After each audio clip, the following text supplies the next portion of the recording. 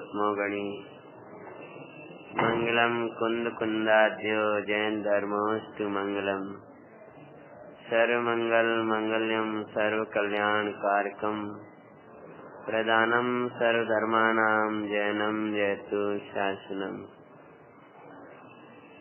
नमियो निजिनं वीरम् अनंत वर्णानदंसन सावम् वचामि नियमसारम् केवली श्रुत केवली।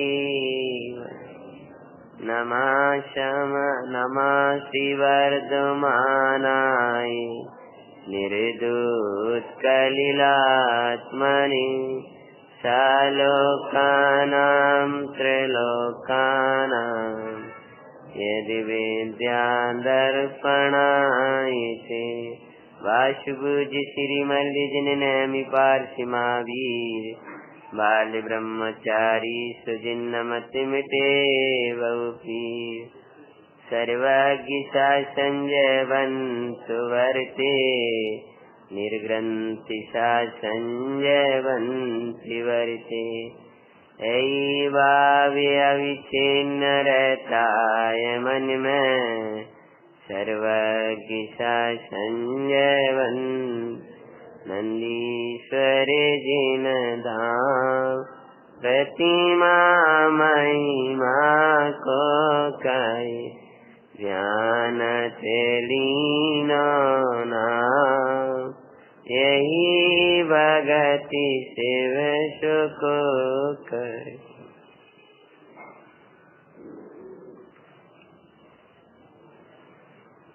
सती मनोरमा का मांगलिक चरित्र हमें भी अपने मंगलमय स्वरूप का साधने की प्रेरणा देता है। महापुरुषों के महासतियों के ये चरित्र हम भी ऐसी पवित्रता महानता कैसे लाएं, ये प्रेरित करता है। बचपन में आरिका जी के चरणों में प्राप्त तत्वज्ञानी सती, जिन्होंने सम्यक्त की निधि प्राप्त कर ली थी, देवसाद गुरु के धर्मी धर्मात्मा धर्मायतनों के समागम को यही फल होता है कि उस समागम में सम्यक प्रकार से अपने आत्मा में गमन हो जाता है। सम आगम, सम्यक प्रकार से आना। तो अपनी परिणति अपने ज्ञायक भाव में आ जाए, परिणति ज्ञायक में रम जाए, या परिणति इतनी पवित्र हो जाती है समागम में कि वो परिणति ज्ञायक के आगमन लायक बन जाती है। ज्ञायक का आगमन करना है, ज्ञायक को लाना है, तो वो परिणति उनका समागम करना, जिनके चरणों में हमें ज्ञायक ज्ञायक ज्ञायक की धुन मिले। अगर हम ज्ञायक की लगनी लगाने वाले, ज्ञायक की धुन लगाने वाले इन वितरागी देवसाद गुरु, इनके मार्ग पर चढ़ने वाले धर्मात्मा जनों का समागम नहीं करेंगे तो अन्य का संग करे बिना रहोगे नहीं। पंडित साहब का आज प्रवचन सुन रहा था, संगी हो तो सोचे बिना तो रहोगे नहीं, योग का विचार नहीं करोगे तो अयोग का विचार आए बिना रहेगा। पिता ने बड़े विचार पूर्वक विवेक पूर्वक एक धार्मिक परिवार में विवाह कर दिया था, लेकिन पहले ही सती विचार करके बड़ी थी कि ये तो पग पर दुख है। यहाँ पर जो आत्म संपदाओं से दूर जाएगा, भगवंतों से दूर जाएगा, तो सुख शांति तेरे से दूर चली जाएगी। इस गृहस्थ जीवन में हम स्थिरता से जा भले रहे हैं, लेकिन यहाँ शांति चैन नहीं है। वस्तु स्वरूप जो है सो है। पति धन के उद्देश्य से विदेश के लिए चले गए थे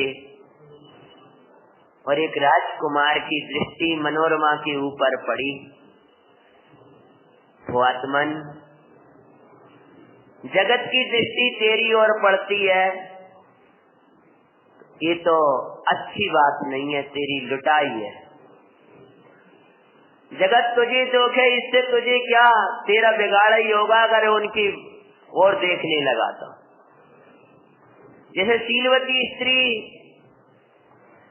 कभी भी अन्य पुरुषों की ओर नहीं देखा करती है, ऐसी शीलमयी परिणति अन्य द्रव्यों की ओर नहीं देखा करती है, स्वयं द्रव्य को छोड़ करके कहीं नहीं जाया करती।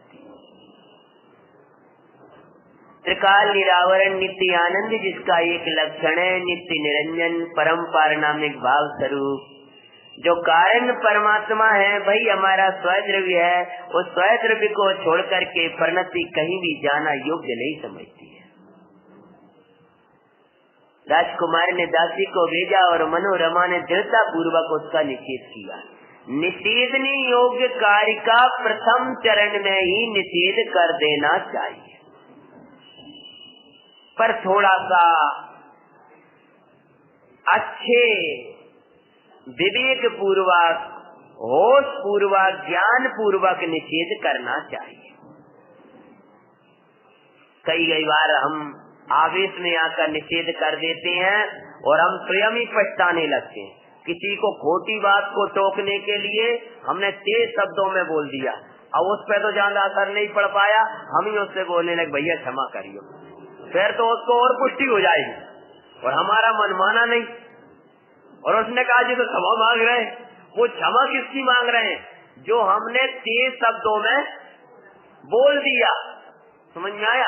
इसीलिए करुणा पूर्वक बोलना चाहिए, सत्य भी करुणा में कहना चाहिए। श्रीमद जी का वचन।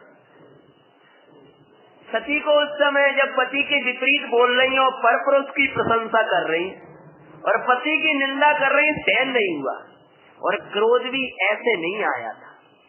जो आवेश आया वो भी है 2-4 बार निषेध किया, हमारे सामने मत कहो, मत, अरे अब ठीक है, हम तो तुमसे कह रहे समझ जाओ, हम समझा।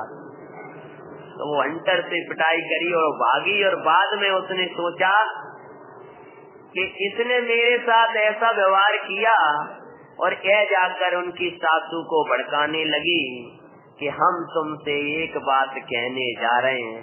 क्या कहने जा रहे हैं वो आज बताते हैं। कल छोड़ दी थी ना यही कहानी, आगे बढ़ते हैं। मुझे तुम्हारी बहू नित्य राजी कुंवर के पास जाती है, काश तानी ने निज नैनन देखी दुखदाई, बहू तुम्हारे राजकुंवर घर में जाए दुखदाई, तुम्हारे कुल बचाने को हम तुमसे कहते हैं, मसी मनोरे माँ की मंगल गाता गाते हैं, सुनो जी।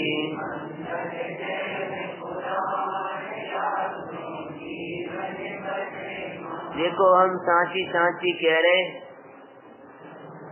और कहते हुए हम कांप रहे हैं, क्योंकि यदि राजकुमार को इस बात का पता चल जाएगा कि मैंने देख ली थी उनको वहाँ जाते हुए, और राजकुमार ने तो मुझसे कहा था अगर ये बात कहीं तुमने कह दी तो मैं तुम्हें सूली पर चढ़वा दूंगा, लेकिन मुझे तुमसे प्रेम था कि तुम्हारे कुल की इज्जत बच जाए, इसलिए अकेले में आकर हम तुमसे कह रहे हैं, कोई से कहना नहीं।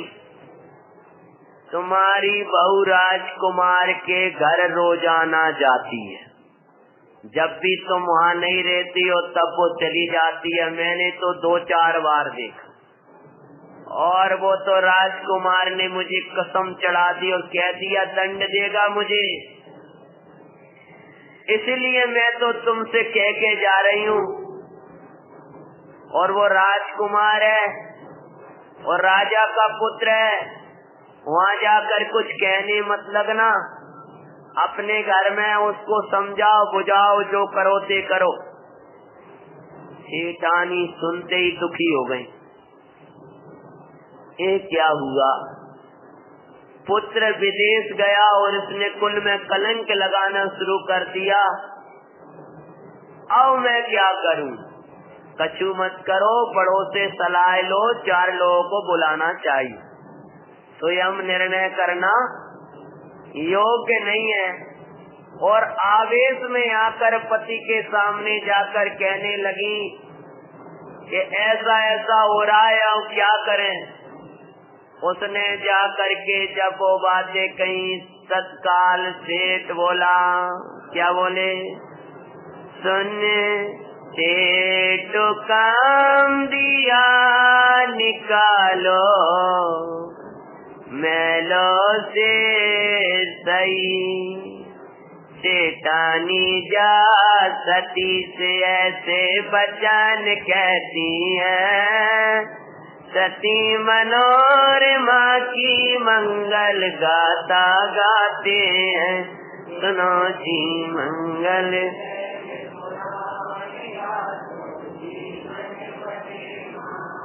महलों से निकाल दो, मेरे घर में उसको स्थान नहीं होना चाहिए। कि बस नाथ बहुत अच्छा कहा, यही मैं आपसे कहने के लिए आई थी कि ऐसी कुल में कलंक लगाने वाले को मैं अपने घर में नहीं रहने दूँ। आगे जाकर के जब आपको इस विद्या का ज्ञान होगा तभी पछताएंगे। कभी भी आवेश में आकर कोई निर्णय नहीं लेना चाहिए। कसाय में लिया गया निर्णय नियम से पश्चाताप देता है। कसायों का प्रारंभ, पुराना वाक्य बोलना सुनाया होगा हमने, पंडित साहब का वाक्य है और ये वाक्य तो कथाओं में बहुत बार आता है। कसायों का प्रारंभ अविवेक में होता है और इनका अंत पश्चाताप। कसाएं आती हैं तो पहले में तो परमेश्वरी भगवान से संबंध छुड़ाती हैं, दूसरे में अपने शुद्धात्मा से तोड़ती हैं। चोर आता है तो लाइट का तार काटता है और टेलीफोन का तार काटता है। पुराना उदाहरण है, प्रश्न मत करना मेरे सामने। लाइट का इसलिए काटता है कि अंधेरा हो जाए, लूट लें, और टेलीफोन का तार इसलिए काटता है कि संपर्क न कर पाए। ऐसे ही तेरे आत्मा से छुड़ाती हैं और आत्मा को सिखाने वाले पंच परमेष्टि से दूर करती, क्योंकि तू जिनवाणी की शरण में चला जाएगा। देव साध गुरु के शरण में चला जाएगा तो समझ लो ये टिक नहीं पाएंगी कथाएं। दूसरे प्रसंग में आता है, स्वभाव को जाने तो ये टिकेंगी नहीं, स्वभाव के सन्मुख कैसे टिकेंगी। पर तत्काल जाकर के वह मनोरमा की जो सास थी वह बोल उठी कि बेटा तुम्हारे पीहर में विवाह है।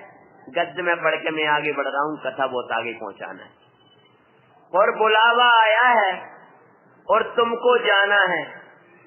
तब पहले तो विकल्प आया, माता मुझे आपकी और पिता तुल्य ससुर साहब की सेवा छोड़कर कहीं नहीं जाना है, क्योंकि मेरे माता पिता ने भी मुझे यही आज्ञा दी थी कि ये ही तेरे माता पिता हैं, और स्वामी भी मुझे यही आज्ञा दे करके गए हैं। कि माता और पिता की सेवा में संलग्न रहना, इसलिए मैं आपको छोड़कर नहीं जा सकती हूँ। तो बोले वो तो 2-5-10 दिन का कार्य है बेटा, नहीं जाओगे तो अच्छा नहीं लगेगा। फिर दूसरी बोली वो कि माता जी आप कह रही हैं तो सत्य है, परंतु हम बिना बुलाए नहीं जाएंगे, हमारा भी स्वाभिमान है, योग्य, ऐसे हम नहीं जाएंगे। बोले बुलावा आया है, वो हमारे निकट आया है, वो पत्र रखा है, हमारे निकट बुलावा आया है, इसलिए हम तुमको भेज रहे हैं। हम जा नहीं पा रहे हैं, तुमको अपने पियर क्या कहलाता है, मायका है। हाँ अब क्या करो, सब तो वो दिया ना, तो वहाँ जाना है, तुम्हारे यहाँ पर विवाह है। अब टेलीफोन तो होते नहीं कि फोन लगा के पूछ लें, तो क्या प्रसंग बना। जैसे ये सोचने लगी सती, यद्यपि इस विधि से जाने की कोई विधि तो है नहीं है, कोई ना कोई बुला ले आता, यहाँ से ही जा रही हमें छोड़ने के लिए, ये कोई विधि समझ में नहीं आ रही। वो तो उस समय को वो काल था, ये काल में ऐसा नहीं करे। फिर भी माता ने मुझे आज्ञा दी थी, जब आरिका माता जी के निकट गए थे तब उन्होंने कहा था देवसात गुरु की आज्ञा सिर माथे रखना, गुरुजनों की, लौकिक गुरुजनों की जो जिनाज्ञा अनुसार आज्ञा है उसका सदा पालन करना। क्या? जिनाज्ञा अनुसार आज्ञा, उसका पालन सदा करना लौकिक गुरुजनों की। क्योंकि माता ने मुझसे कहा था, इसलिए आज जो माता सासुर या सासू माँ मुझे जो आज्ञा दे रही हैं उसका मुझे पालन करना योग्य है। वही हम कह रहे थे, इतना सब क्या हो रहा है। चलो बाहर के ढोल बजन लो, अपन अपना काम करो, हैं? क्योंकि जगत को देखेंगे उदय शांत हो जाए तब हम शांत हों, ऐसा तो होता नहीं। अपन अपने में शांत हो जाए, कर्म उदय अपने आप शांत हो जाए, ठीक है ना। हाँ, जैसे ही ये जो प्रसंग बना तब जो आज्ञा कह करके चल दिया है और सारथी ने रथ में बिठाया है और सारथी विश्वसनीय था, माता ने आज्ञा दी कहीं नहीं ले जाना उज्जैन वगैरह, सीधा भयानक जंगल में जाकर के छोड़ना है। और वह चल दिया है और सती अकेली अंदर में विचार करती हुई जा रही है, मेरा समय सारी तू ही जीवन का सच्चा साथी ना, तेरा न छूटे साथ, ओ मेरे भगवान हमेशा रहियो मेरे साथ, तेरा न छूटे साथ, मेरे समय सारे तू ही जीवन का सच्चा साथी नाथ, तेरा न छूटे साथ। भयानक जंगल में जहाँ पर चारों ओर शेर और चीते दहाड़ रहे थे, जैसे भव वन में कर्मों की धाड़े सुनाई देती हैं, उसी प्रकार से उस वन में हिंसक पशुओं की चारों तरफ आवाजें सुनाई दे रही। सारथी ने रथ खड़ा किया है, उस जंगल में जाकर के रुदन करना शुरू कर दिया। किसने? सारथी जो बुजुर्ग था, सारथी बड़ा, और उसको परिवार से बड़ी आत्मीयता थी। मनोरमा के दैनिक व्यवहार से वह जानता था कि ये पवित्र आत्मा है। आपके जीवन की पवित्रता आपके घर में काम करने वाले भी समझ पाए कि आप जिन धर्मी हो, स्वाध्यायी हो। जब आप उनके सुख दुख में शामिल होते हो, जब उनकी आंखों में आंसू होंगे और आप उनसे पूछने लगो क्या बात है भैया, कहीं सेठ जी काम कर रहा हूँ, अरे काम ठीक है, भोजन किया कि नहीं किया है? एक बार तो ऐसी भयंकर ठंडों का काल, और हमारी उधर मंदिर पर काम चल रहा था, और वो मजदूर लगे तो वो लोग भैया लोग उधर काढ़ा बना। पंडित जी बोले बेचारे ठंडों में लगे, एक काम करो, कहो काढ़ा ज्यादा सा बनाए, इन सबको पिलाए। किनको? हाँ, अगर किसी को लगता है इसको भोजन नहीं है इसके पास, उसको भोजन करवा दिया, वैसा कर दिया। आज जानते उनको इतनी आत्मीयता है उन काम करने वाले कारीगरों को कि अनेक काम आएंगे तो कहेंगे मंदिर का काम तो हमारा घर का काम पहले आएंगे, क्योंकि उनको वात्सल्य मिलता है। तो उसे घर में काम करने वाला बुजुर्ग नौकर जो भी था, उसको भी बड़ा स्नेह मिलता होगा। तो आज जंगल में जाकर के वो पवित्रता मनोरमा की जानता था कि मालकिन ने आवेश में काम किया है। ये पवित्र आत्मा ऐसी नहीं हो सकती।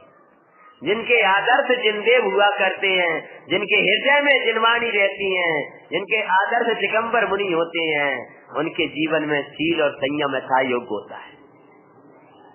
जो शुद्ध आत्मा की गहरी चर्चाएं करा करते हैं, उनकी बहिरंग के जीवन भी गहरी से पवित्र हुआ करता है। भैया आप लोगों से आज निवेदन ही समझ लो, आधुनिक साधन बन गए हैं तो उनका सदुपयोग करो। ऐसे फोटो मत डालो कि आप समय सार के पुण्य भाव को भी कुशील कहने वालों, कम से कम सामान्य शील को समझ लिया करो। कई बार ऐसे वो फोटो डाल देते हैं और स्वाध्यायी जीव हो तो यह देख करके हमें बड़ा दुख होता है। अरे रे भाई, अपनी मर्यादा, अपना पवित्र जीवन ऐसा होना चाहिए कि वे पूछ उठे कि आप ये कहाँ से सीखते हो, कि हम स्वाध्याय से सीख रहे हैं पवित्र। आज दुनिया जहाँ तोड़ रही है भाई, हम दौड़ियां लगाने लगे। जो उनके विचार तो हमारे विचार, जो उनका आचार तो हमारा आचार। टोडरमल जी कहते हैं तूने मोक्ष मार्गी होकर क्या किया? 7वां अध्याय उठाकर देखना कि जो वो मानते हैं तो तू मान रहा है, तूने सम्यक की होकर के, मोक्ष मार्गी होकर तूने क्या किया? जाकर के जंगल में वह जानता था, और जब खड़ा होकर के रुदन करने लगा है तब सती को बड़ा आश्चर्य हुआ। भैया यहाँ रोने की क्या बात है? ये बाघ और सिंहों की आवाज सुनाई दे रही है तो भगवान आत्मा तो असत्य है, और अपन को शीघ्र निकल करके वहाँ उज्जैन पहुँचना है। कौन सी वैजयंती से यात्रा किधर शुरू हो गई थी? उज्जैन की ओर शुरू हो गई थी। अपन को तो उज्जैन से पहुँचना है, आप विकल्प क्यों कर रहे हैं? और जब उससे रहा नहीं गया, पहले ही रोना उसने शुरू किया, और अब तो फूट फूट करके खड़ा होकर रोने लगा। और क्या बोली है? सासू माँ के किस कारण किया खड़ा रख, अरु करो रुदनो भाई, बोला आपको इसी वन में रहना अब माई। दासी ने दोषी कहा सुन, तुम्हारा त्याग करते हैं, मती मनार माँ के मंगल गाथा गाते हैं, सुनो जी मंगल।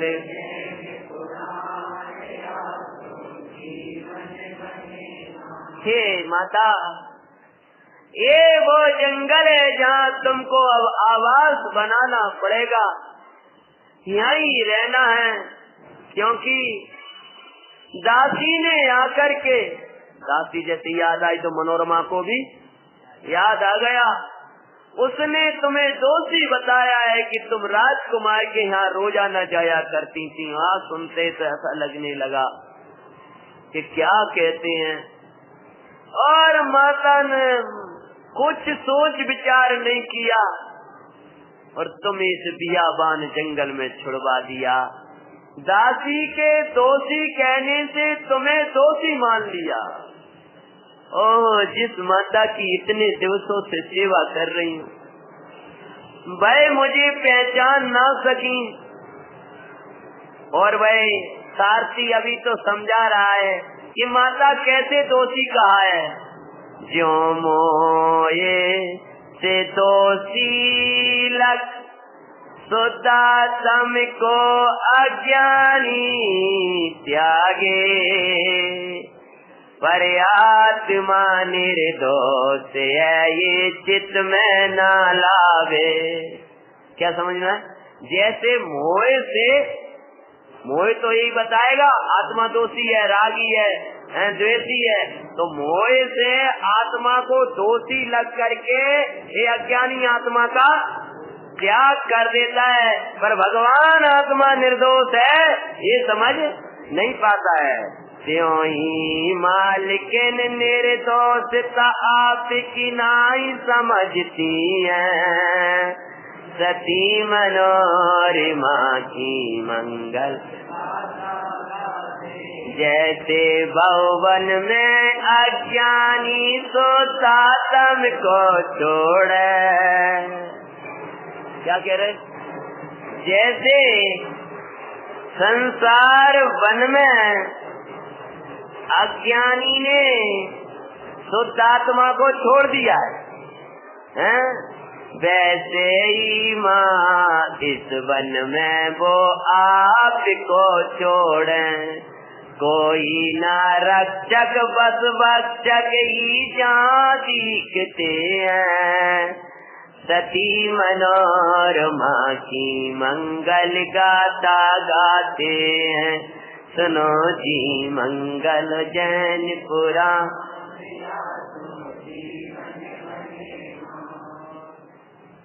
माता, जिस प्रकार से अज्ञानी संसार वन में अज्ञान के वशीभूत होकर के शुद्धात्मा को छोड़ दिया करता है, उसी प्रकार से अज्ञान के वश होकर के आपका इस जंगल में छोड़ दिया है।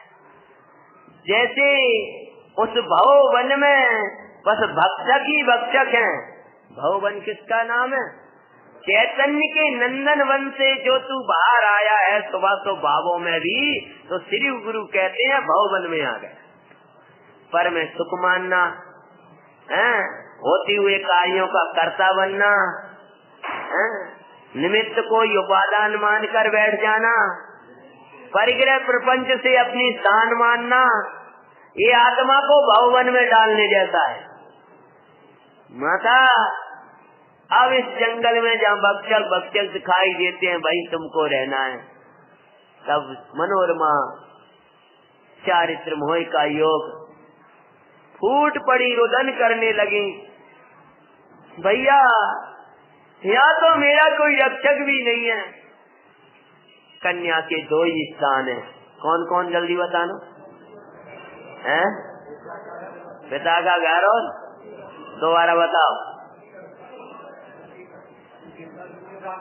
हाँ, शुद्ध आत्मा और पंचगुरु। ये तो लोक की भाषा है, ठीक है। एक भाषा वो है पुराण में कहेंगे, लेकिन अभी तो ही नहीं मिलेगी। अभी जा तो रही है वो कि कन्या के दो स्थान है, बेटी के दो स्थान है, या तो पति ग्रह स्त्री के दो, या पिता ग्रह। अब पति ग्रह से निकाल दी है, इसलिए मेरी सुरक्षा पिता के घर में है। ये भैया, अगर तुम्हें मेरे प्रति थोड़ा सा भी स्नेह हो तो मुझे पिता के घर छोड़ दो। यद्यपि माँ ने आज्ञा नहीं दी, फिर भी तुम्हें मुझसे वात्सल्य हो, चलो छोड़े देता हूँ। और चल दिया है। लेकिन मनोरमा ने क्या कहा बोलने के पहले? कि पिता के आपत्ति दो ही घर हैं जहाँ पर शील की सुरक्षा है, उसी प्रकार दो ही स्थान हैं जहाँ शुद्धात्मा की परिणति की सुरक्षा है। कौन कौन दो स्थान? शुद्धात्म और पंचगुरु। अरे अगर हम पिता के घर में होंगे तो पति का भी मिलन सहजपने हो जाएगा और शंका भी नहीं होगी। ऐसे ही हम देवसात गुरु के निकट होंगे तो ज्ञायक का मिलन भी सहजपने हो जाएगा और वहाँ कोई शंका नहीं होगी। अन्य पापों के स्थान पर बैठे हुए ज्ञायक का मिलन नहीं होगा। अन्य घर में रहते हुए पति का मिलन नहीं होगा। पहले तो वो घर वाली भक्षक हैं, ऐसे ही अन्य स्थान में तो तेरी परिणति की रक्षा है नहीं। इस बार कोशिश करना। अब मैं घोषणा, एक ही दिन हुई है ना कहानी, अभी जो कोशिश कर सकते हैं इस कहानी को गद्य में लिखने का, आप अपनी भाषा में आप कितने सिद्धांत डाल सकते हैं। उसके साथ में इंदौर वगैरह जाते हैं, वहाँ पर लोग ऐसा करते हैं, प्रतियोगिता रखते हैं। अरे वो प्रतियोगिता घोषणा कर दें, अरे वो सब घोषणाएं बाद की है, अगर अपने काम में आएगा वो प्रकरण, समझ में। चलो अपन विषय पे आते। और जैसे ही आग्रह किया है, आग्रह सुन सारथी पहुंचा लेकर उज्जैन मजार, पास समाचार कोई दोस्त लगाए, लख त्यागा है दुखकार। कौन की मनोरमा आई है और सारथी कहने आया है। पिता ने कहा क्या कारण है, बिना बुलाए मेरे घर आके से गए, लगता है कोई दोस्त लगा है। दोस्त लगा है तो मेरे घर में कोई जगह नहीं है। सुनना भी पसंद नहीं किया कि पुत्री से आकर के समस्या सुन लें। क्यों? पाप उदय में नहीं सहाय के निमित्त पाते हैं, सती मनोरमा की मंगल। अंजना के 100 भाई थे, एक ही शरण न दे पाया। हम कहते हैं ना वो से लोग, हमारे तो 100 भैया हैं, 5 भैया हैं, इतने भैया कोई काम देने वाला नहीं है, एक आत्मा और पंच परमेश्वरी के अलावा। और शरण भी धर्म हुआ था और अब इनके लिए भी धर्म ही शरण होगा आगे जाकर के। व्यवहार जगत का वैसा होगा जैसा तुम्हारा उदय, उदय से अधिक कोई कुछ पिता भ्रात का भी व्यवहार होगा जैसा उदय। उदय बिना बस एक समय सारे को पाते हैं, सती मनोरमा के मंगल कथा गाते हैं। सुनो जी मंगल जैनपुरा। जाकर के सारथी बोला है कि हे माता, हम पहले ही कह रहे थे कि कोई शरण नहीं है। पिताजी ने आज्ञा दे दी कि मेरे घर में, मेरे राज्य में, मेरे स्थान में तुम्हारे लिए कोई शरण नहीं है। जहाँ तुम्हें छुड़वाया है वहीं तुम जाओ। चलो भैया क्षमा करना, तुम्हें व्यर्थ ही मैंने कष्ट दिया। अगर आगम वचन को याद कर लेती तो यहाँ तक नहीं आती। क्यों? पाप के उदय में सहायक के निमित्त नहीं बनते, पुण्य के उदय में दंड के निमित्त नहीं बनते। सामने वाले का व्यवहार वैसा ही होगा जैसा तुम्हारा वर्तमान का उदय। वही व्यक्ति तुम्हारे प्रति बहुत अच्छा संबंध रखता होगा और उदय बदलने पर उसका व्यवहार बदल जाएगा। इसलिए कभी मत सोचना कि कोई शरण है, अरे रे संसार तो ऐसा ही है, यूं विचार करके उदय विनय तो एक ही मिलता है। कौन? समय सार, अपना आत्मा। उसको कर्म के उदय की जरूरत, पाप या पुण्य का उदय कैसा ही चलता रहे, समय सार में जाने के लिए स्वतंत्र है। ये नहीं कि तीव्र पाप का उदय चल रहा है तो घर में शरण नहीं मिली तो समय सार में भी शरण न मिले। अरे समय सार तुझे सदा शरण देने के लिए समर्थ है। इसलिए उदय बिना की वस्तु तो एक ही है, और एक ही है तू यह जानकर दुखी क्यों होता है, एक ही जगह आनंद है। यो विचार करके अब जंगल में चल दी, अब तो वस्तु स्वरूप का विचार करने लगी। पहले तो आंखन में आंसू आ रहे थे और अब आंसू चले गए, अब काय के लिए रो। देख लिया अब संसार और अपना सारभूत समय सार, और माता जी के संस्कार याद आने लगे। कौन माता जी? हारिका माता जी। आज मैलन माई राजो, कल जंगल भी हो सकता, इतने जन सेवा करते कल कोई नहीं हो सकता, पर धर्म ही शाश्वत साथी, तेरा साथ कभी तजेना, कैसी भी आए विपत्ति, बेटा निज धैर्य न खोना, प्रभु के वचनों को सुमर कर तुम सदा प्रसन्न ही रहना। देव साक्षी गुरु को पाकर आँखों में आंसू आने लगे तो माता जी के संस्कार भरी लोरी याद आई है। देव साक्षी गुरु को पाकर जो अश्रु अरे बाए, वे अपने प्रभु का नाम इस लोक के माही ला जाए, समता का भाव उदार कर जिन नाम को रोशन करना, कैसी भी आए विपत्ति, बेटा निज धैर्य न। सारथी जंगल में लाया और उसी बियाबान जंगल में छोड़ करके चला गया। सती उसी जंगल में बैठी हैं। बाहर में जंगल है और भीतर मंगल है। कौन? मंगलमयी शुद्धात्मा है, मंगलमयी परमेश्वर की भक्ति है, तो जंगल में भी मंगल है, यानी पाप के उदय में भी मंगल है। और मंगल में स्वरूप की दृष्टि नहीं, मंगल में स्वरूप को दिखाने वाले परमेश्वरी भगवान की भक्ति नहीं, तो पुण्य के उदय में भी अमंगल है। बोलो कहाँ गई कहानी जल्दी। जंगल में सारथी पुनः छोड़ करके चला गया और सती क्या विचार कर रही हैं?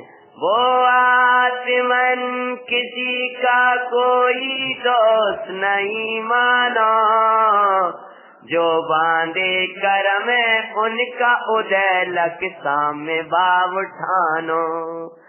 धर्मी शाश्वत साथी है जिन स्वामी कहते हैं, सती मनोरमा की मंगल।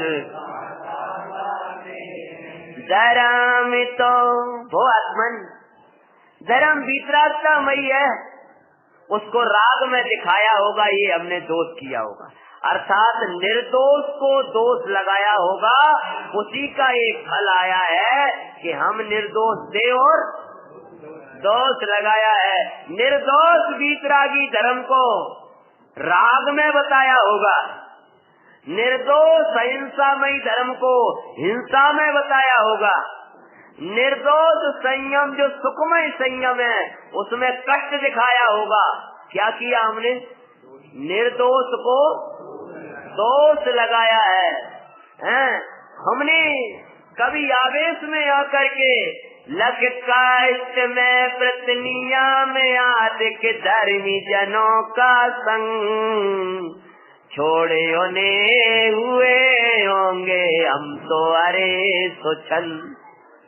क्या किसको छोड़ा? हमने नियम व्रत कष्ट में जान करके धर्मात्माओं का संग कष्ट में जानकर छोड़कर हम स्वच्छंद हुए होंगे। हमने देव सद्गुरु को छोड़ा होगा, हमने निर्दोष नियमों को छोड़ा होगा, उसी का फल है आज हमको छोड़ दिया है जंगल में। ये छोड़ा है, अकेला छोड़ करके चले गए। कई बार हम भी जिनवाणी को ऐसी रखी छोड़ करके चले जाते हैं।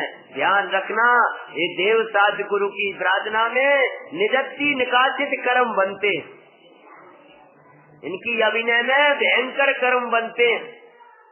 और यह विचार करके समता को धारण करके इधर क्या होता है, कंकरीली भूमि बाघ सिंह की ध्वनि सुनाई दई।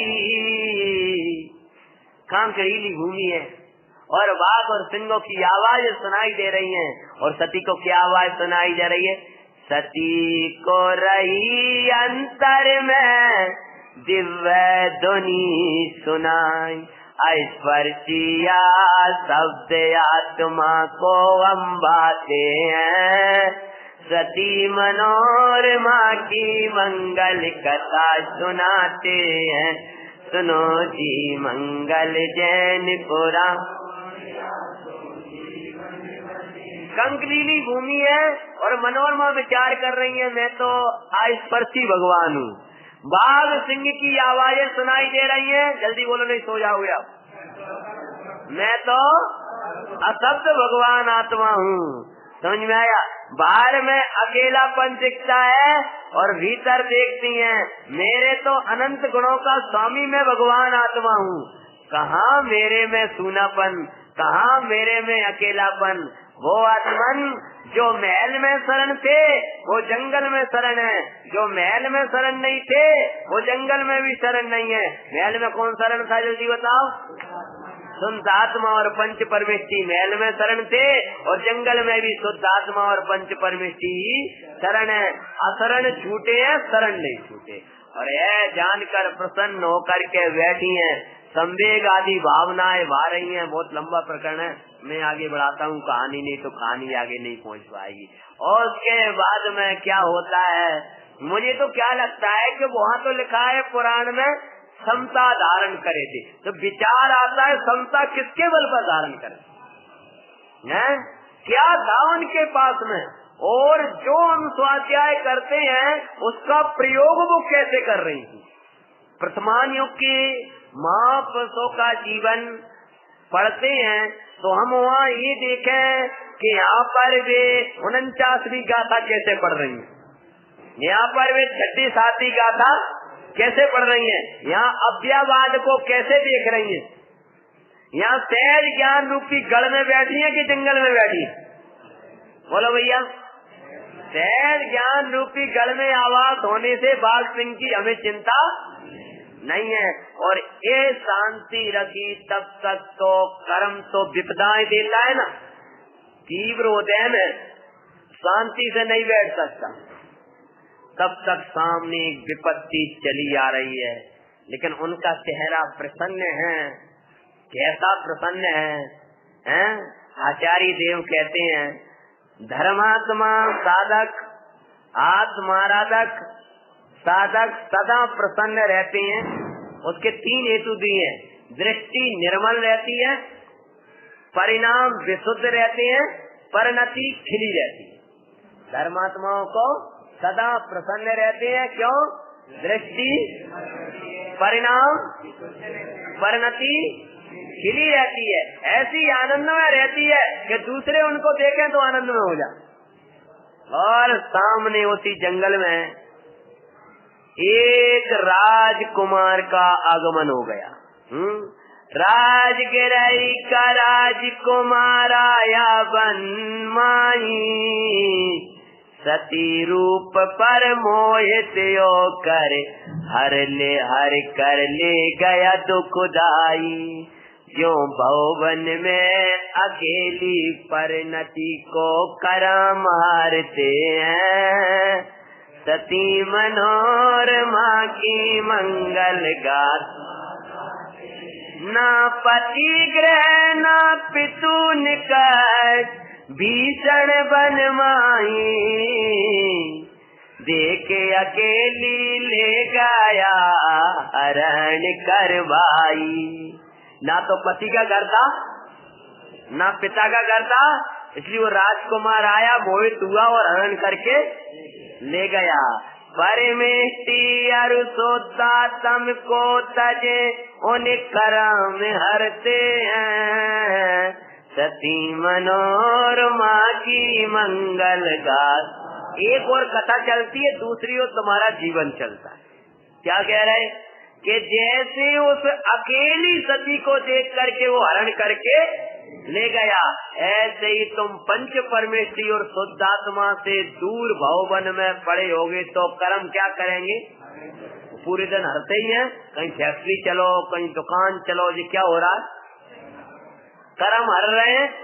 यहाँ का 10 बजे के बाद में थकान आफत लगने लगे कभी कभी तो, और वहाँ 12-1 बजे तक वो चलाते रहते। हाँ, जो भी है साधन लगे 12-1 बजे तक जाग रहे हैं। कौन हर रहा है? कर्म हर रहे हैं। क्यों हर रहे हैं? अकेले बैठे थे। अगर जिनवानी के निकट बैठे होते, शुद्धात्मा के निकट बैठे होते, कितनी घंटी बजती रहे। अब व्हाट्सएप पे तुम्हारे कितने कितने संदेश आ रहे हैं, क्या आ रहा है, अभी देखने का भाव आ रहा है किसी को, क्यों नहीं आ रहा है? अभी वो क्यों नहीं हार पा रहे? और 1 घंटे बाद जैसी तुम खोलोगे वो क्यों हारने लगेंगे? 2 चीजें छूट जाएंगी तुम्हारी। कौन कौन? शुद्धात्मा तो छोड़े बैठे हो, परमेष्टि और छोड़ दोगे तो हारने लगेगी। सती पति के पिता के घर गई इसलिए थी कि कोई दूसरा आकर मेरा हरण ना कर ले, वीर की सुरक्षा के लिए। ऐसे जैसे देखा और वो हरण करके राजकुमार राजगृह की ओर ले गया, और जाकर के उसने क्या किया?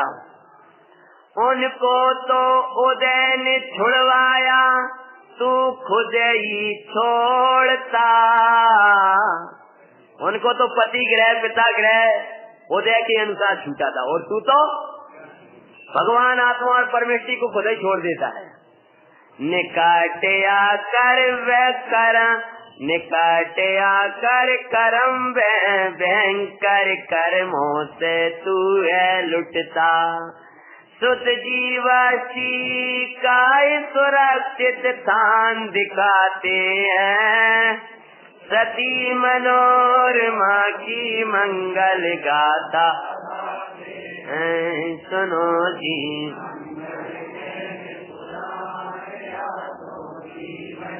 वो जबरन हरण करके रथ में बिठा करके ले गया है। माता जी के वचन याद आ रहे हैं, निज सील को प्राण समझी करे, रक्षा में तत्पर रहना, चाहे प्राण भले ही जावे, निज सील नहीं तू खोना। नव बाढ़ सील की पावन, उनसे निज रक्षा करना, कैसी भी आए विपत्ति, बेटा निज धैर्य। आंखों के अब तो पहले रोई नहीं थी, लाखों के आंसू बहने लगे। तब याद आया, वो आत्मन, रोने से काम नहीं चलेगा, कर्मों को धोना है। क्योंकि रोने से कर्म को कोई दया तो होती नहीं है, जो तुम्हारा रुदन सुन करके छोड़ देंगे। कहा राजकुमार से, बोली भैया मेरे प्राणशीली मेरा प्राण है, मैं प्राण छोड़ दूंगी परंतु निश्चील नहीं छोड़ूंगी। बोले वो तो सब छूट जाएगा, हम देखते हैं। और रणिवास में भिजवा दिया उस राजकुमार ने। किनको? सती मनोरमा को। और इधर राजकुमार उधर राज कार्य करके, वहाँ का राजा तो न्यायवान नहीं था, वैजयंती का राजा तो न्यायवान था। इधर तो राजकुमार के अनुसार चलने वाला राजा था। और राजकुमार ने जैसे ही कहा है तैसे ही बोले बेटा देख लो, दिन में दासियों को भिजवाया, भोजन भिजवाया, आभूषण भिजवाए, लेकिन सती मनोरमा तो आंख उठा करके देख नहीं रही। पहले तो आंखों में आंसू थे, बाद में परमेष्टि भगवान की भक्ति में मग्न हो गई है। अरे कुछ नहीं कर सकते तो अपने सील के लिए प्राण तो दे सकते हैं। जिंदरम धरम तेरसम जामरम तेरी रक्षा में प्राण वितज देंगे हम रहे ना रहे इसका कुछ गम नहीं, नाम तो अमर कर देंगे हम। इधर बियावान भयंकर जंगल नहीं महल। आप कहोगे महल भी बियावान और भयंकर है कि जंगल तो तुम्हारी भाषा में बोल रहे थे, भयंकर सती को वो ही लग रहा। वहाँ तो निर्भय होकर चैतन्य स्वरूप हम ज्ञाता स्वरूप हम की धुन लगा रही थी, और यहाँ तो वो चैतन्य को याद नहीं कर पा रही। अब तो चित्त अस्थिर हो गया, किसके लिए? अब मेरे सिर की सुरक्षा कैसे हो? और रोक रोक करके भी हे प्रभु ऐसे धर्मात्मा अन्य स्थान अर्थात पाप के उदय में खोटी जगह हो वहाँ तो भेद ज्ञान करेंगे, पाप परिणामों में तो निंदा करा करेंगे, उनसे हटने का प्रयत्न करेंगे। समझ में आया? पाप परिणाम जाओ भाई, ऐसा नहीं है पाप परिणाम चलना ये तो एक भाव है, हम तो नहीं आ रहे हैं। बड़े पंडित जी कहते हैं कि जब तुम इनको ओदेक भाव कहना सीख गए हो तो कर्म शरीर में रोग होता है तो उसका इलाज क्यों कराते? जब शरीर में रोग हुआ है तो वो भी उदय भाव है कि नहीं है? तो उसके लिए तो वैद्य के पास जाओगे, औषधि लेोगे, और यहाँ पाप के परिणाम आ रहे हैं, नाना प्रकार की दशाएं हो रही हैं। ओदेक भाव है, ओदेक भाव है, ओदेक भाव है तो दूर करने लायक है, उपादेय मानने लायक नहीं है। सती की आंखों में आंसू थे, महल था, और राजकुमार ने जब लगा बोले मैं देखता हूँ, और रात्रि में पहला पहरी रात्रि का निकला था, राजकुमार महलों की तरफ चल दिया है। सती को दासी ने कहा राजकुमार आ रहा है, तुम अच्छे से हामी पाड़ दो, नहीं तो वो तुम्हारे सील को हरेगा। सी बोली मुझे अकेला मत समझना। बोले तुम्हारे साथ है कौन? बोले कोई है, पंच परमेष्टि भगवान की भक्ति मेरे साथ में है। तब वो भगवान परमेष्टि की भक्ति में मग्न हो जाती हैं। क्या आता है? मूल जो कथा है पुरानी वाली पढ़ना, उसमें जो शब्द दिए हैं, जो छंद है, उसकी वाचना करते हैं। सुनिया करुणा दाम आओ प्रभु अरजे हमारी, सुनियो ये भगवान सब दुख के तुम्हारी। क्या कह रही हो? अभी तक भगवान को पुकारा नहीं है, ये नहीं कहा कि भगवान मुझे घर मिल जाए, महल मिल जाए, पिताजी रख लें, प्रभु का जो सुन लो हमारी। किसके लिए याद कर रही हैं? सील की रक्षा के लिए। राजी कुमार मदीदार आवे प्रभु पास जो मेरे, सीले भंग के काज अब प्रभु शरणी जो तेरे। पितु की गोद में पितु की गोदी माई, बेटी पोत्री को स्वामी, सीले हरे है कौन आप ही कहो जगनामी। नहीं आई समझ? जानबूझ क्यों छंद लिखे थे, कितनी एक बाल भाषा में भगवान से वो कह रहे हैं।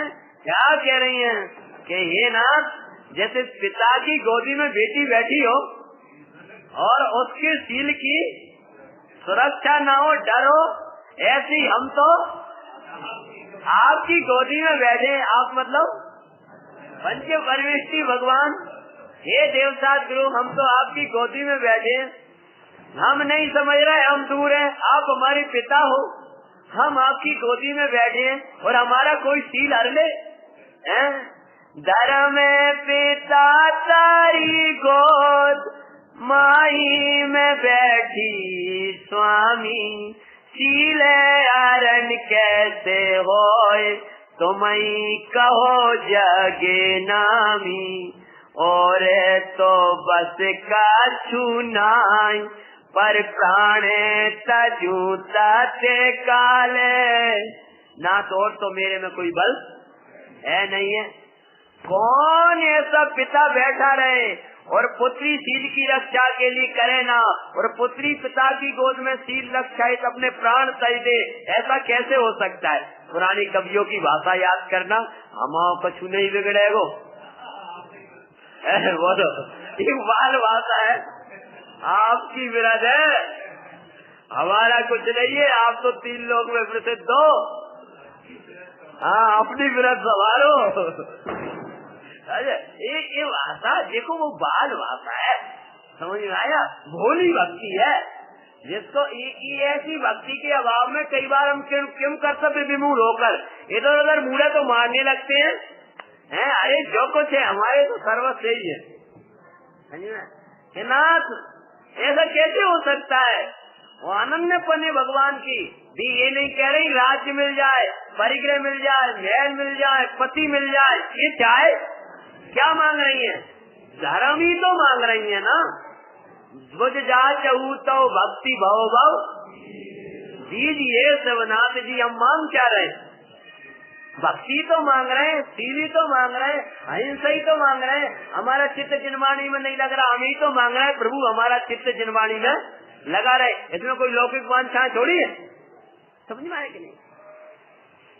पापी के परिसन के पूर्व दे तजूंगी स्वामी, तो धर्म स्वर्ग में इंद्र का आसन कांपे उठा भाई। जो इधर प्रार्थना चल रही है और इधर सोदर विद्य का आसन, कौन सा कल्याणक। अरे विचार करो, हम कहते हैं कि ये देखो गृहस्थी में रहने वाली सतिया आसन कपाया करती थी, निवृत्ति वाले जीव कैसे होते होंगे। गृहस्थी में पवित्र शील के पालन करने वाले ऐसे होते हैं। ब्रह्मचारियों का जीवन तो कैसा होना चाहिए, पंडित साहब कहते हैं।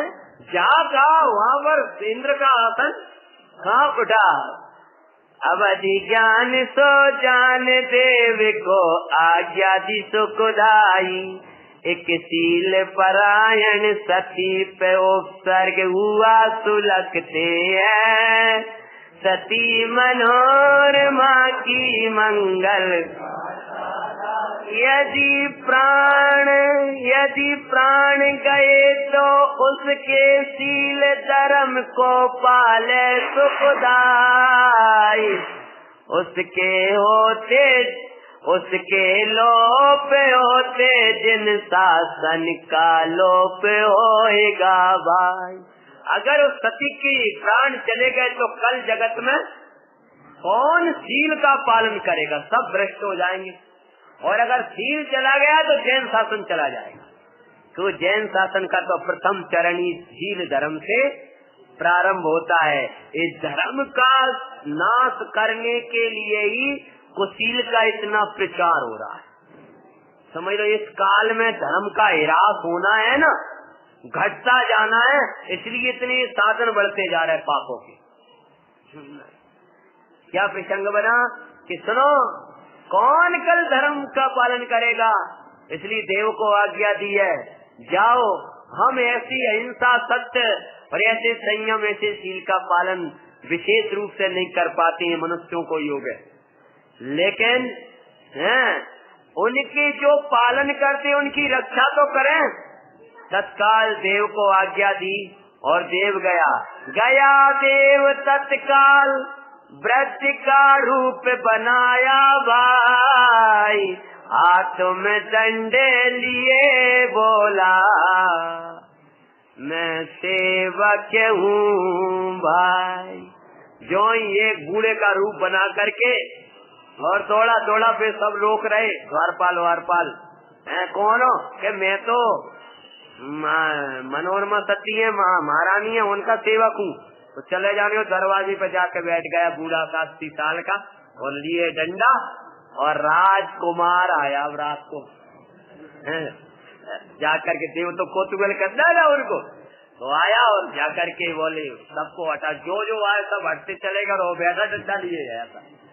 बोला क्या हटू, मैं तो सती का सेवक हूँ पुराना, जंगल में मैं घूमने चला गया तो तुम लेके चले आए, तब तक मैं घूमता घूमता आया हूँ, मैं तो सेवक हूँ इनका। तो सेवक है तो हट जा, मैं वहाँ जा रहा हूँ, मैं नहीं हटूंगा। तो बोले मैं उसी के पास जा रहा हूँ। तो सुनो, मैं पहले पूछ के आ रहा हूँ, पहले पूछ के आऊंगा कि राजकुमार आना चाहता है, आने दूं कि नहीं आने दूं।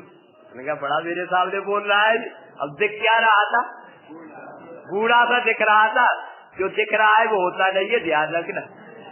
हाँ सावधान रहना, वो दिख तो रहा है बूढ़ा, लेकिन है कैसा है, जिका बाहर में ऐसे लगते हैं वो कछु नहीं है, कछु नहीं, भीतर जाकर के कैसी मार पड़ती है विषयन में, है ऊपर ऊपर से तो लगता है कुछ नहीं है, कुछ नहीं है, जो भीतर प्रवेश करते है ना, जैसे वो अभी जाकर के क्या किया उसने, मेरे रहते अंदर नहीं तुम जा सकते हैं, सती मनोरमा की मंगल।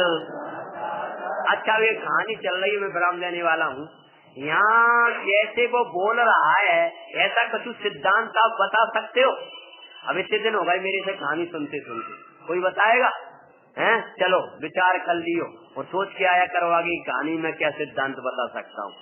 जैसे समकित कैर कर्म मैं आत्मा का सेवक सुखदाई, मेरे रहते शुद्धात्म को तुम परस न सकते भाई।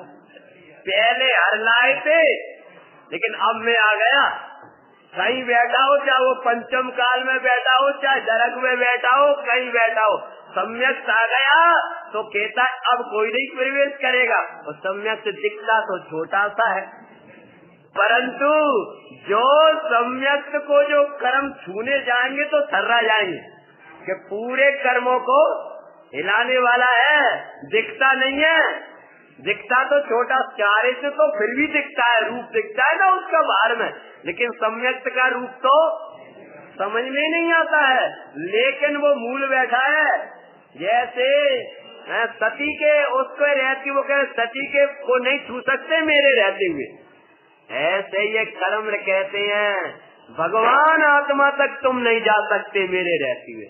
किसको कर्म नहीं, सम्यक कहता है कि भगवान आत्मा तक नहीं जा सकते हो।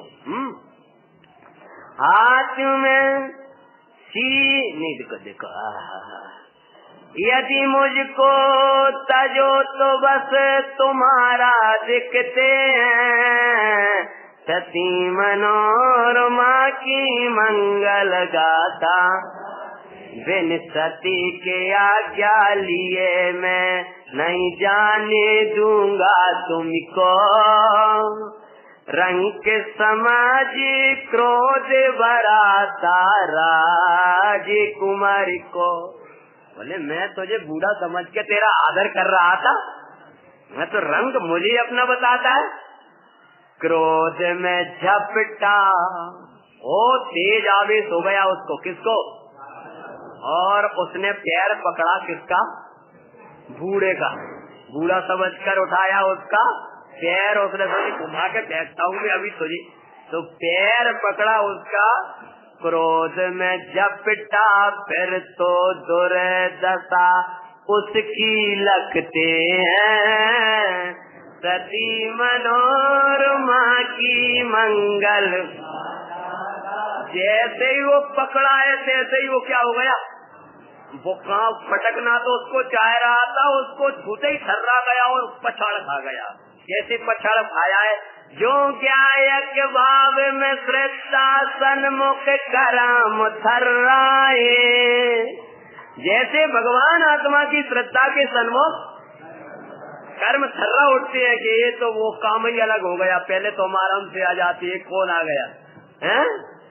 त्यों राजकुमारे उसके सन्मुख देखो थर्राए, पैरे पकड़ा 3 बार। अब कौन ने पकड़ ला पैर?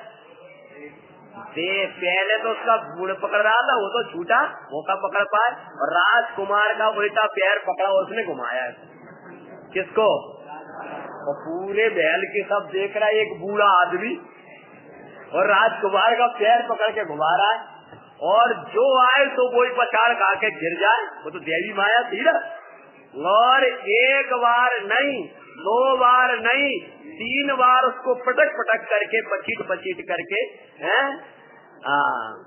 हाथ पैर पकड़ 3 बार भूमि माई पछाड़ते हैं, हाथ पैर को बांध उल्टा कर लटका दिया। क्या किया? हाथ पैर दोनों के दोनों बांध दिए और आकाश में लटक गया, जगह ही नहीं दिख रही कहाँ बांध दिया उसको। और अब क्या होता? अब बूढ़े तो चले गए, और क्या हो रहा है? फिर चाबुक की पापों का फल देखो सबको ही दिख गया। अब तो वो महल में जब चारों तरफ हल्ला मचा है तो पूरा नगर इकट्ठा हो गया, और राजकुमार अधर में, और क्या हो रही है? फिर चाबुक के मार लगते वहाँ दिखाते हैं, सती मनोरमा की मंगल मुंह में भर दिया गोबर। ये सब पुराण में दिया है। क्या हुआ?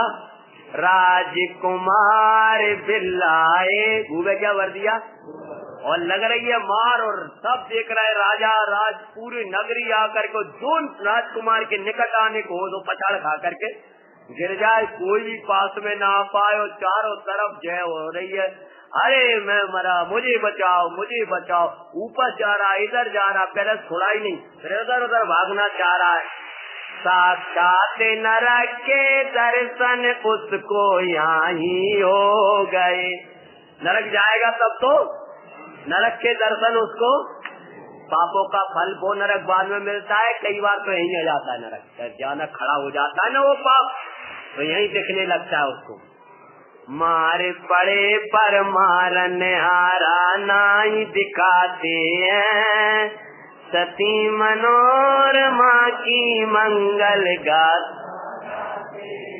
ऊपर नीचे सब जगह छुपा स्वान की तरह बिल्ला। स्वान समझ गए? कीड़ा पड़ जाते हैं ना उसको, ऐसी वो बिल्लारा सब जगह मार पड़ रही है उसकी। सबके हाथ जोड़े पर कोई ना बचा पाए, तब जाकर के वह बोला, रे पापी, एक ही उपाय है, चाहे तू आकाश में छुप जाना, पाताल में छुप जाना, सती के चरणों की शरण लिए बिना मैं तुझे छोड़ने वाला नहीं हूँ। ऐसे ही कर्म कहते हैं, चाहे तू हेमिंदों के भवनों में छुप जाना, और चाहे ग्रीवक में छुप जाना, चाहे कितनी मंद कसाई कर लेना, भगवान आत्मा की शरण लिए बिना मैं तुझे छोड़ने वाला नहीं हूँ। और फिर राजकुमार गया और चरणों में सती तो सुनिए दीन दयाल भक्ति कर रही थी, तो गाड़ी गाड़ी आ रहा उससे, और जा करके इधर कि मैं तो आपकी गोदी में बैठी हूँ। अभी तक तो राजकुमार पहुँच ही नहीं पाया है, जो महल में आया है लगा सती को कोई आ गया, कौन, और जाकर के चरणों में गिर गया, ये बहन मुझे क्षमा करो। जैसे ही सती के चरण उसने छुए हैं, मार पड़ना बंद। स्वरूपा चरण को छूता है, कर्मों की मार पड़ना बंद। जब तक आत्मा चरण नहीं छुएगा, स्वरूपा चरण को नहीं छुएगा, तब तक मार पड़ती रहेगी। हे बहन, हे माता, मुझे बचाओ, मैं आपके चरणों में आया हूँ, मैं पापी, मैं आपका दैवी रूप न समझ पाया, ऐसी रे भगवान आत्मा तेरा दिव्य रूप न समझ पाया। तू सकल कर्म रहता, तू पूर्णानंद की कांता, तू अव्यावादी अतीन्द्रिय आनंद में था। आज मैं तेरी शरण में आया हूँ, मुझे इस कर्म की मार से बचाओ। धर्मात्मा जैसे स्वरूप की ओर जाता है। और जब सती ने देखा जैसे ही झुका हुआ राजकुमार लग, सती समझ गई भाव, कहा व्रत छोड़ो इसे तुम्हारे दया भाव।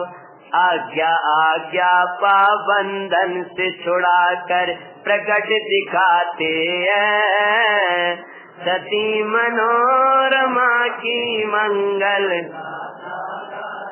और बंधन छूट गए उसके। जैसे ही सती समझ गई कि कोई साधर्मी देव ने, धर्मात्मा देव ने मेरा सहयोग किया है, बोले तुम तो दयालु हो। अरे हम जिन धर्मी है, एक तिनके को कष्ट देना नहीं चाहते हैं, तो इसको क्यों कष्ट दे रहे हो। आया देव, उसको बंधन से छुड़ाए और प्रशंसा करने लगा। धन्य तेरा शील, धन्य तेरा कुल, धन्य तेरे माता पिता, धन्य तेरा परिवार। प्रकट हो गया देव और जयकारे लगा रहा है। और हम तुझे बारंबार प्रणाम करते हैं और नाना प्रकार से प्रशंसा करके, हे महान महात्मा तू डरना नहीं। हम जब तक तेरे हृदय में ऐसा धर्म है, तब तक हम जैसे देव तो तेरे चरणों के सेवक हैं, छाया की तरह तेरे साथ में हैं, विकल्प नहीं करना। और ऐसा कहकर चला गया। पहले मैं जब छोटा था ना, कहानियां पढ़ता तो मुझे बड़ा गुस्सा आता था। खूब प्रशंसा करी और चला गया। ये नहीं छोड़िया एजेंसी उज्जैनी या पति के पास छोड़िया, कहीं ना कहीं तो व्यवस्था करे, धन्य धन्य करी और चलता आ रहा उससे।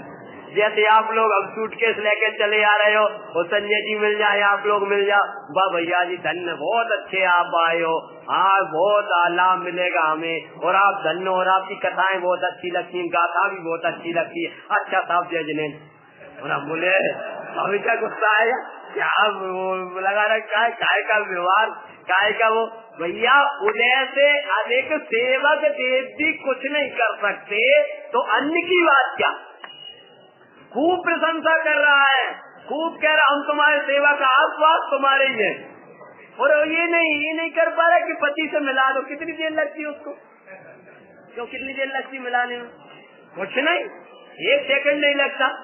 उठा करके ले जाते जहाँ पर जो वहाँ विदेश में जाते हंसद्वीप में पहुँचा देते वहाँ पर।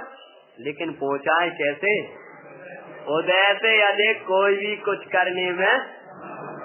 राजकुमार समझ गया और चरणों में बोला, बहन अब मैं तुझे क्या करूं, तू आज्ञा कह तो करूं। कि हे भाई तू मुझे जहाँ से लाया है उसी वन में छोड़ दे, तेरा महल और राजमहल मुझे वो नहीं है, मुझे उन पशुओं के बीच ही रहना पसंद है। उससे वन में पहुँची, तब तक एक जन और कोई चला आ रहा है, बनारसी का राजा चला आ रहा है, और वो आकर के क्या करेगा, रक्षा करेगा कि पुनः उपसर्ग देगा। सती को तो निरुपसर्ग आत्मा मिल गया है, वो आकर के क्या प्रसंग पैदा करेगा। एक राजकुमार राजा और चला आ रहा है, अब वो रक्षक होगा। कहाँ छोड़ दी उनको, पुनः वन में छोड़ी है। और बनारस का राजा, जिसका नाम मैं बता देता हूँ, देखो अभी तो बनारस का राजा, काशी के राजा, बड़ा वात्सल्य अब वात्सल्यवान है कि हैवान है, ये तो कल पता चलेगा आपको। वाह क्या करने वाला है वो आकर के। और फिर इसकी कहानी के बाद में पहुँचेंगे अपन हंस जी की तरफ। ओम नमः शिवाय।